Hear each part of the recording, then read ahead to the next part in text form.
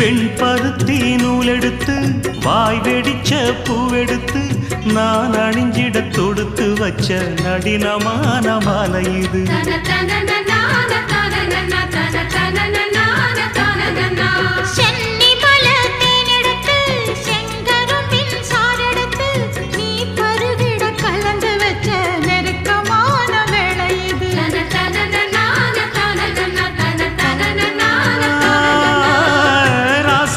உடம்பிருக்கும் ரவிக்க துணி நானாக அன்னாடம் சூடி கொண்ட ஆசை வச்சாகாதா.